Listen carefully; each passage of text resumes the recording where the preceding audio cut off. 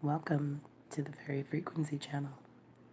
Tonight I'll be reading to you from The Secret Garden by Frances Hodgson Burnett.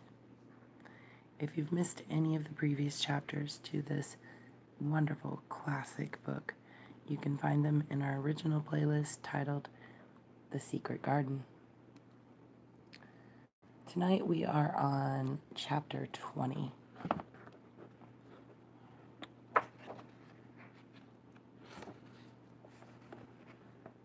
I shall live forever.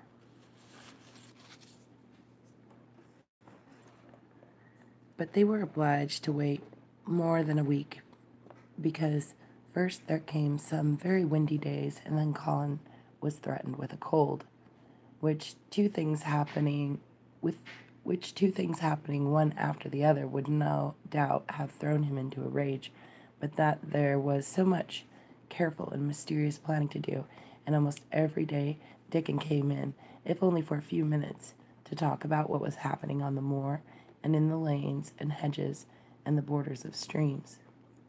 The things he had to tell about otters and badgers and water rats, houses, not to mention birds' nests and field mice in their burrows, were enough to make you almost tremble with excitement. When you heard all the intimate details from an animal charmer and realized with what thrilling eagerness and anxiety the whole busy underworld was working.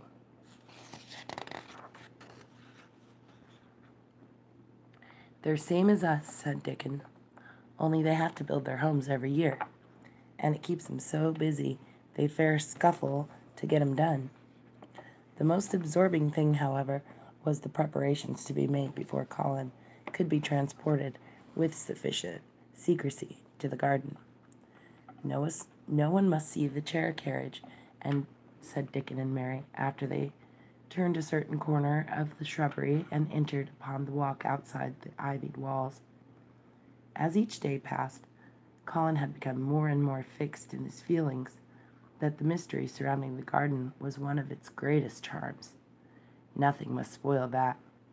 No one must ever suspect that they had a secret. People must think that he was simply going out with Mary and Dickon because he liked them and did not object to their looking at him.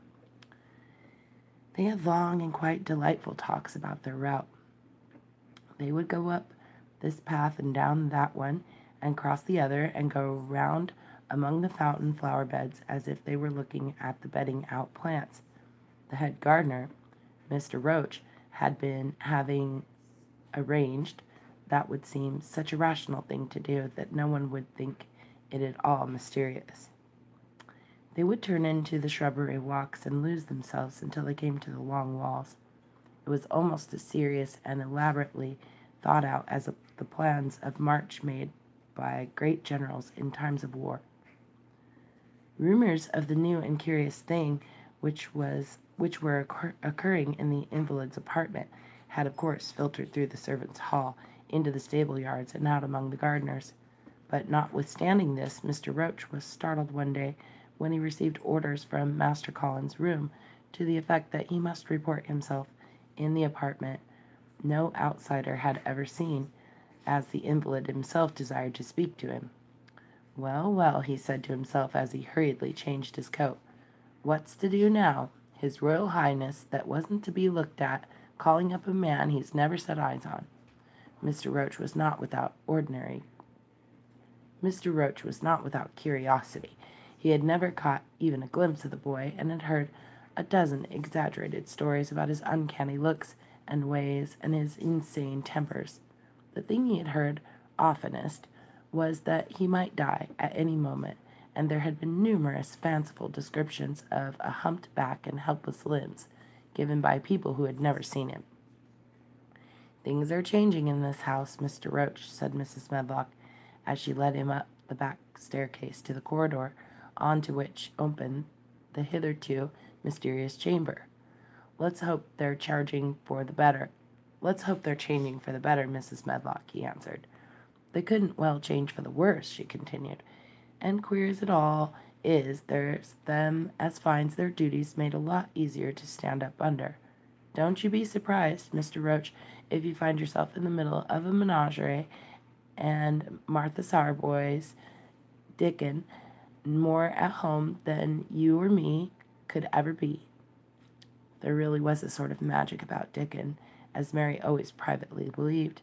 When Mr. Roach heard his name, he smiled quite leniently. He'd be at home in Buckingham Palace or at the bottom of a coal mine, he said, and yet it's not impudence either. He's just fine, is that lad. It was perhaps well he had been prepared, or he might have been startled. When the bedroom door was opened, a large crow, which seemed quite at home perched on the high back of a carven chair, announced the entrance of a visitor by saying, "Caw, caw," quite loudly. In spite of Mrs. Medlock's warning, Mr. Roach only just escaped being sufficiently undignified to jump backward.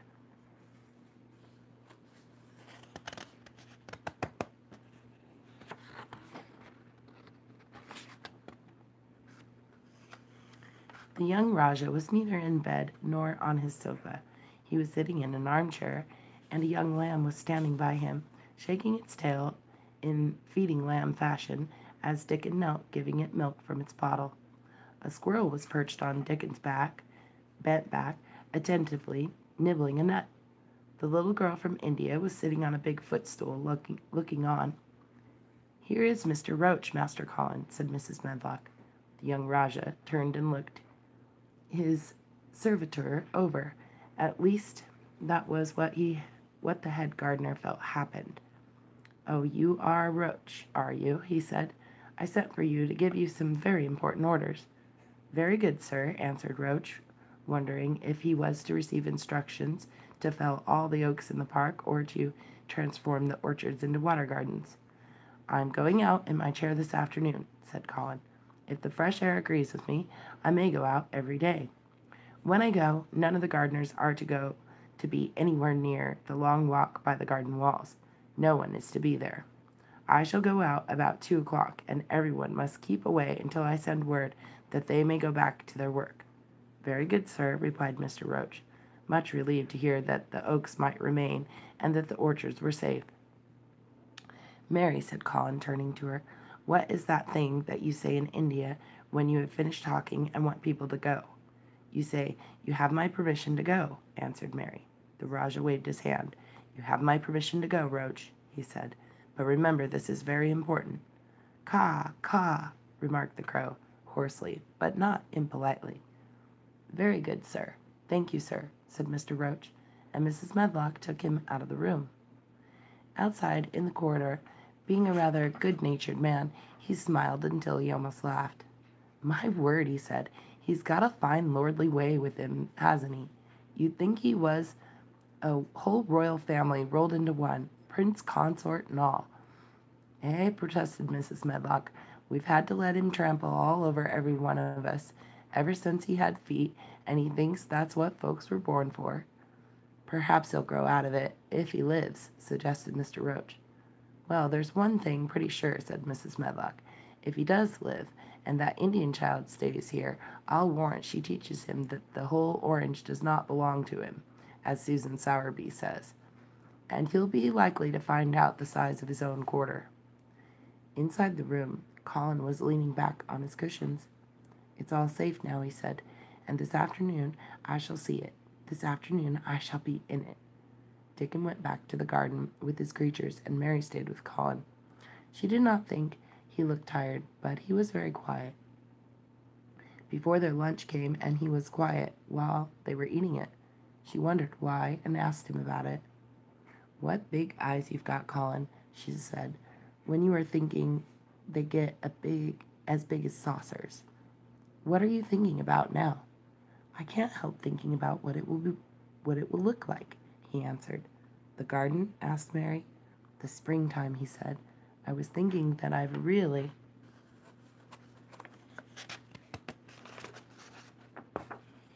never seen it before. I scarcely ever went out, and when I did go, I never looked at it. I didn't even think about it."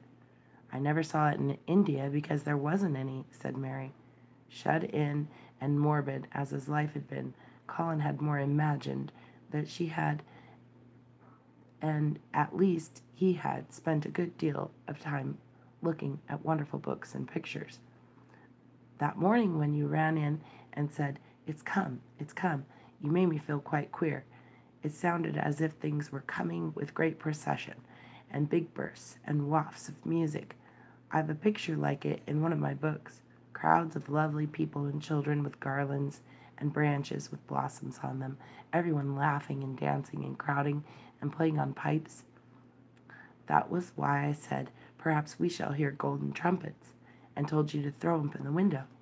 How funny, said Mary. That's really just what it feels like. And if all the flowers and leaves and green things and birds and wild creatures danced past at once, what a crowd it would be. I'm sure they'd dance and sing and flute, and that would be the wafts of music. They both laughed, but it was not because the idea was laughable, but because they both so liked it. A little later, the nurse made Colin ready. She noticed that instead of lying like a log while his clothes were put on, he sat up and made some efforts to help himself, and he talked and laughed with Mary all the time. This is one of his good days, sir, she said to Dr. Craven, who dropped in to inspect him.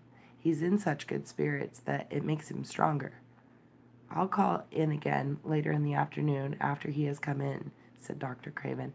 I must see how the going out agrees with him. I wish, in a very low voice, that he would let you go with him. I'd rather give up the case this moment, sir, than even stay here while it's suggested, answered the nurse with sudden firmness. I hadn't really decided to suggest it, said the doctor, with a slight nervousness. We'll try the experiment. Dickens a lad I'd trust with a newborn child. The strongest footman in the house carried Colin down the stairs and put him in his wheeled chair, near which Dickon waited outside. After the manservant had arranged his rugs and cushions, the Rajah waved his hand to him and to the nurse.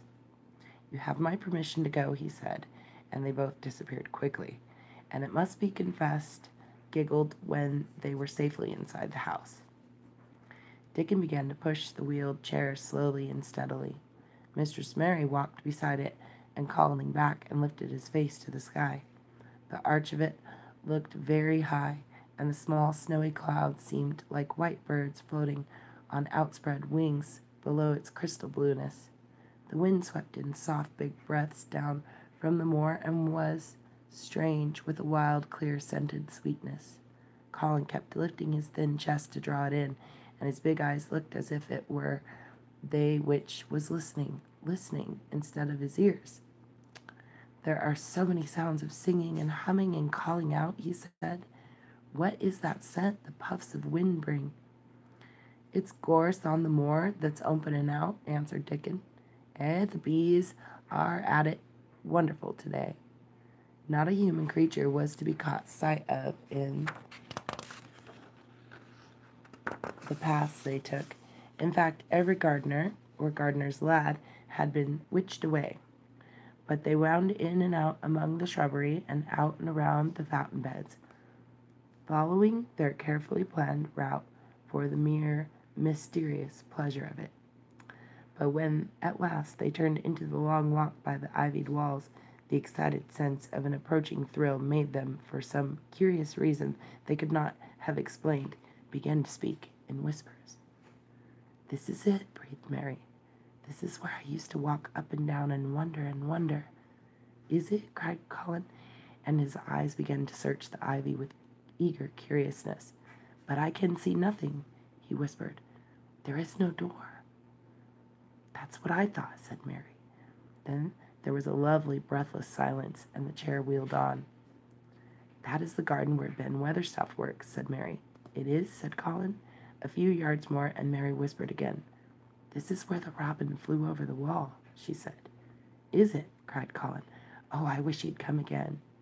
And that, said Mary, with solemn delight, pointing under a big lilac bush, is where he perched on the little heap of earth and showed me the key. Then Colin sat up. Where? There? He cried, and his eyes were as big as the wolf's in Red Riding Hood, when Red Riding Hood felt called upon to remark on them. Dickon stood still, and the wheeled chair stopped. And this, said Mary, stepping onto the bed close to the ivy, is where I went to talk to him when he chirped at me from the top of the wall. And this is the ivy the wind blew back." And she took hold of the hanging green curtain. "Oh, is it? Is it?" gasped Colin. "And here's the handle, and here's the door." Dickon pushed him in. "Push him in quickly." And Dickon did it with one strong, steady, splendid push. But Colin had actually dropped back against his cushions, even though he gasped with delight, and he had covered his eyes with his hands and held them there, shutting out everything until they were inside and the chair stopped, as if by magic, and the door were closed. The door was closed. Not till then did he take them away, and look round and round and round, as Dickon and Mary had done.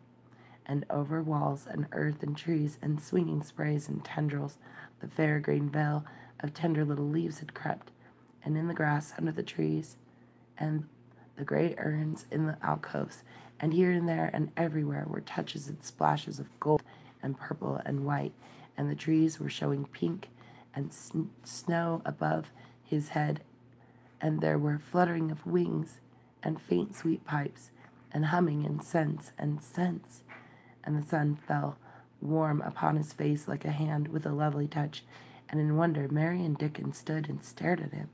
He looked so strange and different because a pink glow of color had actually crept all over him, ivory face and neck and hands and all. "I shall get well, I shall get well," he cried out. "Mary, Dickon, I shall get well, and I shall live forever and ever and ever." That is the end of chapter 20. I shall live forever.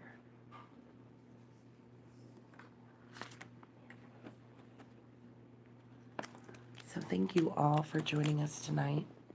If you've missed any of the previous chapters of this amazing classic book, you can find them in our original playlist titled The Secret Garden.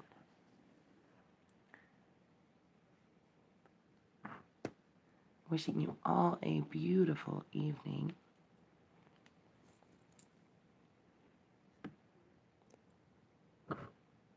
Sweet dreams, everyone.